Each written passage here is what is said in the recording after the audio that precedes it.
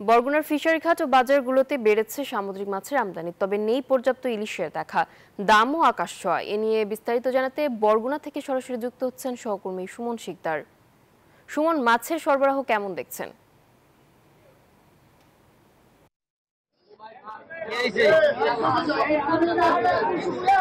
ধন্যবাদ নাফিজা আপনাকে। আপনি যেমনটা বলছিলেন যে আসলে বরগুনায় কিন্তু এখন যে সামুদ্রিক মাছ, সেই সামুদ্রিক মাছের আমদানি বাজারগুলো এবং যে মৎস্যঘাটগুলো রয়েছে সেখানে আমরা পর্যাপ্ত দেখছি। এবং আমি এখন বরগুনা সদর উপজেলার যে সবচেয়ে বড় মৎস্য বাজার এবং মৎস্যঘাট বরগুনা পৌর মৎস্য বন্দরে রয়েছে। এবং এখানে যদি আপনাদেরকে একটু দেখাতে চাই যে মূলত যে শীতকালীন যে মাছ রয়েছে, বিশেষ করে শীতের সময়টাতে যে মাছগুলো পাওয়া যায়, যেমন পোয়া, লইটা, ফাইসা এবং ঢেলা সহ যে বিভিন্ন সামুদ্রিক মাছ রয়েছে, সেই সামুদ্রিক মাছ কিন্তু এখন এই বাজারগুলোতে পর্যাপ্ত পরিমাণে দেখা গেছে। এবং এটি এখানকার যারা ক্রেতা বিক্রেতা রয়েছে তারাও বলছে যে এখন কিন্তু এই যে সামুদ্রিক মাছগুলো রয়েছে এগুলো বেশ সস্তা দামি বিক্রি হচ্ছে। আমরা এখানে একজন ব্যবসায়ী রয়েছে, আসলে তার সাথেই তার কাছ থেকে জানতে চাই যে এখন আসলে কি কি ধরনের মাছ পাওয়া যাচ্ছে এবং সেগুলোর দাম কেমন।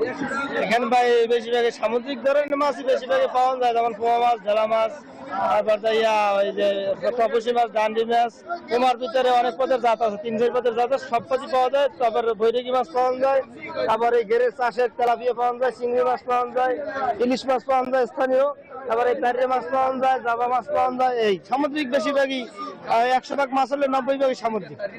টানা তৃতীয়বার অর্জন করেছে দেশের সেরা সুপার ব্র্যান্ড স্বীকৃতি বসুন্ধরা টিস্যু।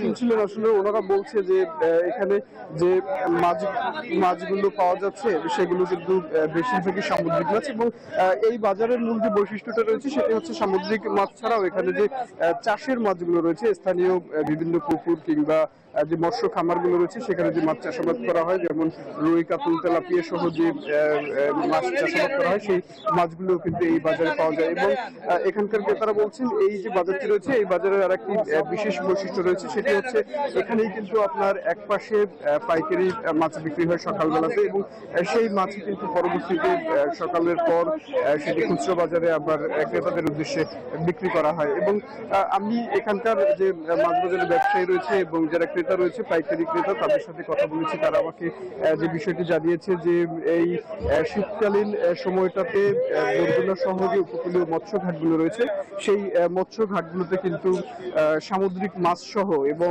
স্থানীয় যে পুকুর এবং মৎস্য খামারের মাছ চাষাবাদ করা হয় সেই মাছগুলো কিন্তু পর্যাপ্ত পরিমাণ পাওয়া যায়। তবে তারা এখানে কিন্তু কিছু কিছু জায়গায় আমরা দেখেছি যে ইলিশ মাছ কিন্তু পাওয়া যাচ্ছে, তবে ইলিশের পরিমাণ খুবই কম এবং সেটির দামও কিন্তু আকাশ ছোঁয়া বলে এখানকার ক্রেতা বিক্রেতারা উভয়ই আমাদেরকে জানিয়েছে। এই ছিল আমার কাছে বরগুনা মৎস্য বাজার থেকে সবচেয়ে ফিরে যাচ্ছি।